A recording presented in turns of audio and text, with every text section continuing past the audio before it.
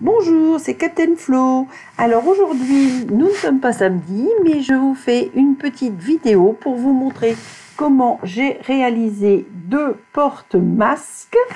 En effet, du fait de cette situation de Covid qui dure et malheureusement, je crois, va encore durer un moment, je voulais vous présenter ce que j'avais réalisé déjà depuis un moment.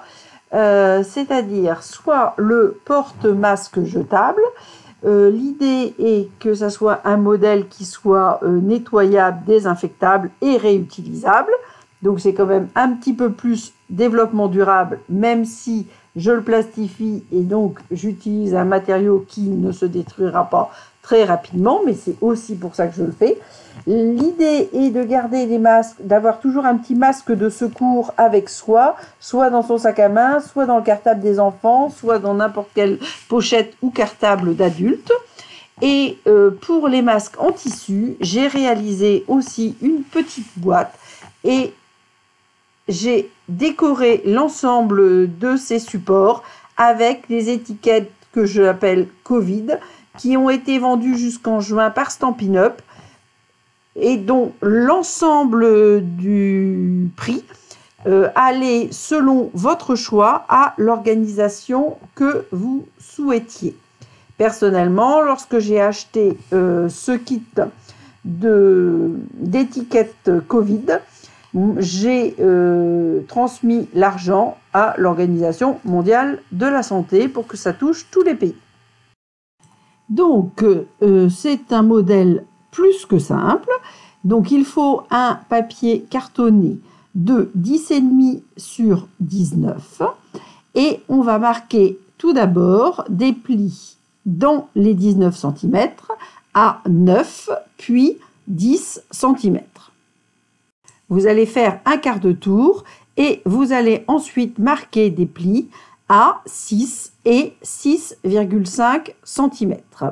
Le but est de faire une pochette la plus réduite possible, mais qui protège parfaitement le masque à usage unique. Vous allez ensuite enlever sur la partie la plus étroite le centimètre central jusqu'au deuxième pli. Donc il doit rester 6,5 cm d'un côté et on enlève bien le centimètre central. Donc les plis horizontaux ne font que 0,5, mais comme il y en a deux, ça correspond au pli central de 1 cm. Comme toujours, vous marquez bien tous vos plis au plioir. Là, c'est particulièrement important puisque nous allons plastifier cette pochette et que nous devrons remarquer les plis dans un deuxième temps pour bien les former. Et avec la plastifieuse, ça va forcément rendre le projet plus résistant, mais plus difficile à plier, bien évidemment. Nous allons arrondir maintenant les 4 angles de la partie la moins haute, c'est-à-dire le rabat qui sera vers l'intérieur de la pochette. Pour cela, j'utilise la perforatrice Trio détaillée. Donc le but est de bien mettre votre papier bien calé dans l'angle et d'appuyer au centre de la perforatrice pour un résultat optimal. Pour faire une petite décoration, j'ai utilisé un papier qui fait 6 sur 8,5. Alors là, j'utilise des papiers qui ne sont plus au catalogue Stampin' Up, qui étaient de l'année dernière. Mais ces pochettes sont destinées à mes enfants et comme je leur ai fait des masques en tissu, en Vichy, sapin ombragé, je reste dans cette couleur et ils auront donc l'assortiment du masque en tissu pour une utilisation quotidienne et du masque de secours avec cette petite pochette. Donc j'avais préalablement préparé et ombré ma petite étiquette propage la joie, pas le virus. Donc toujours avec la perforatrice étiquette fantaisiste. Alors là, je vous conseille, si vous réalisez ces porte-masques, de ne surtout pas utiliser de Stampin' Dimensional. Moi, c'est quelque chose que j'adore. Mais là, comme il faut les plastifier, il faut qu'il y ait le moins d'épaisseur possible. Donc là, je ne l'ai pas encore plastifié, mais je vous montre une fois qu'on aura positionné le masque à l'intérieur. Donc la partie blanche est la partie qui va vers votre bouche. La partie, quand elle est bleutée, va à l'extérieur. Et grâce aux élastiques, vous fermez votre petite pochette de secours. Donc vous voyez, ça prend vraiment très peu de place et ça va être très utile. Je vais donc glisser ma pochette dans une pochette de plastification format A5, c'est-à-dire la moitié du format A4, puisque la pochette est largement plus petite que ce format, donc nous aurons parfaitement la place de la glisser et de la plastifier. Je me suis absentée pour mettre en route la plastifieuse pour qu'elle soit chaude et que nous puissions continuer notre réalisation. C'est chose faite, nous allons pouvoir passer à la plastification. Alors, pour m'assurer que ça va être parfaitement scellé, et parce que je vais recouper l'excès de pochette à la fin de l'opération de plastification, je vais plastifier ma pochette 2 fois. Donc, je la passe une première fois et au sortir de la plastifieuse, je vais la réintroduire pour être sûr que tout sera bien plastifié, qu'il n'y aura pas de bulles d'air restantes.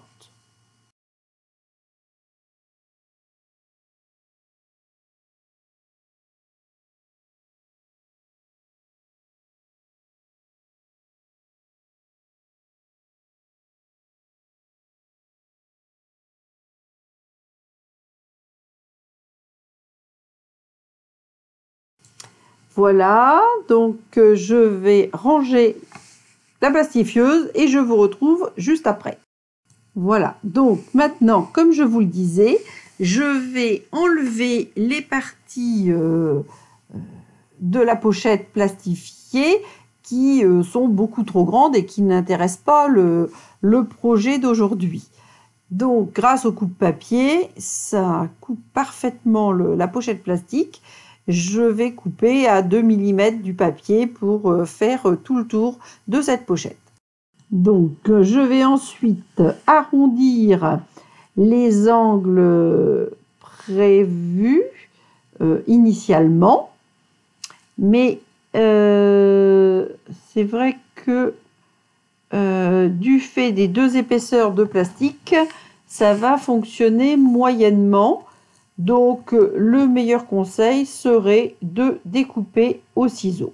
Bien évidemment, la partie centrale que nous avons évidée tout à l'heure de 1 cm est elle aussi à évider. Et soit on peut le faire avec le coupe-papier, soit ça se fait aussi très bien au ciseau, car c'est quand même très simple, c'est tout droit et ça prend très peu de temps.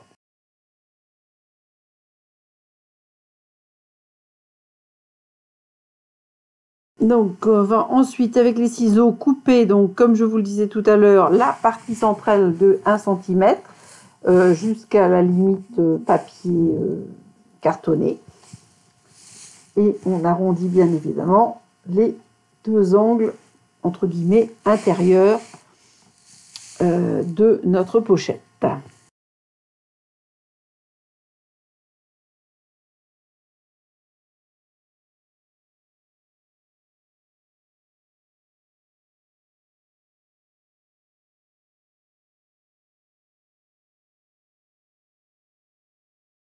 Je finis donc mes petits arrondis et je vais remarquer, comme je vous le disais tout à l'heure, l'ensemble des plis. Donc soit ça se fait avec le plioir, moi en l'occurrence je vais le faire aussi avec le coupe-papier.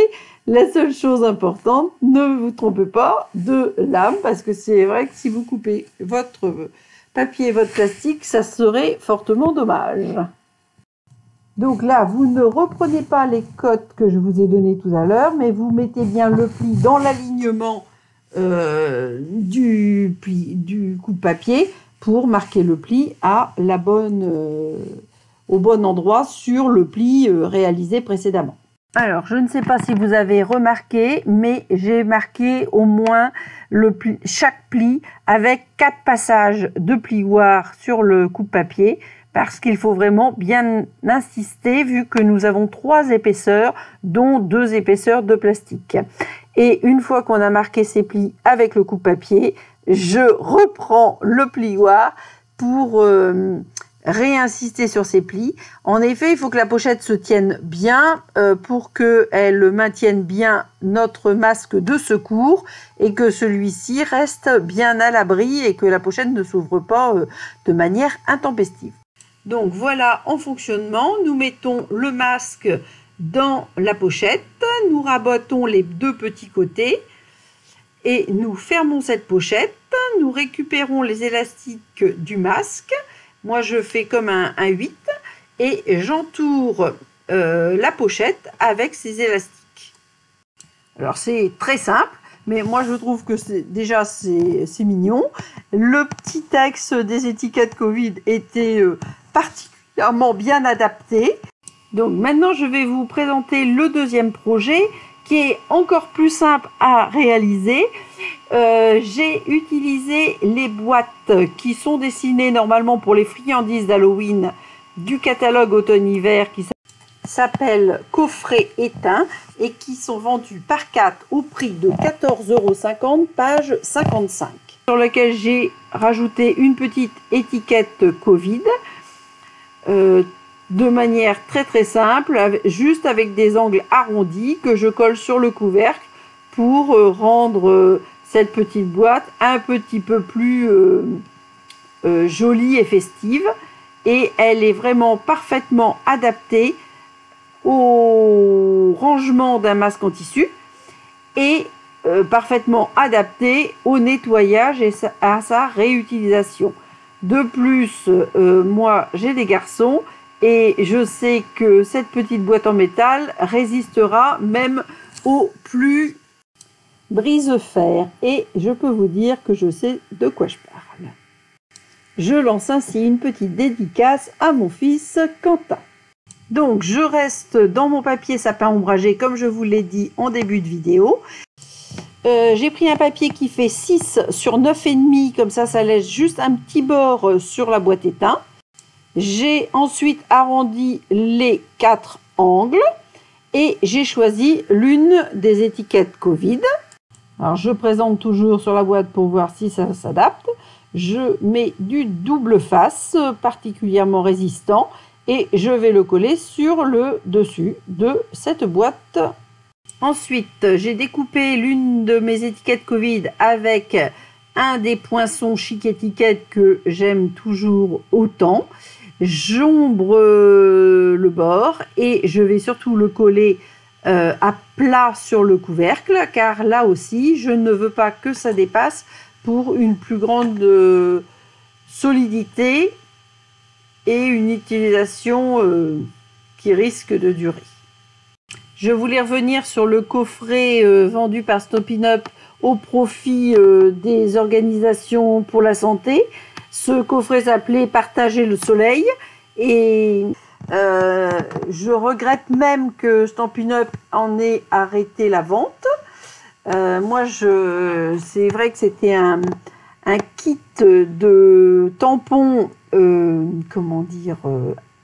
informatique, version PDF, que l'on peut rééditer autant de fois que nous le voulons. Mais je ne sais pas si vous avez pris la peine de commander ce kit au moment où il est sorti, c'est-à-dire pendant le confinement, bien que j'en ai fait la publicité. Voilà, donc vous voyez que on ne peut pas vraiment parler de création, c'est plutôt de réaliser 2 projets très rapides, très pratiques et adaptés à une situation qui dure, c'est-à-dire le port du masque. Ces 2 modèles sont nettoyables à l'eau et au savon ou avec de l'alcool ou une solution désinfectante. C'est donc une solution qui me paraît intéressante de partager. Je vous dis à très bientôt. Je vous conseille de prendre soin de vous et j'espère que ma proposition de solution vous aura été utile. Prenez soin de vous et à très bientôt.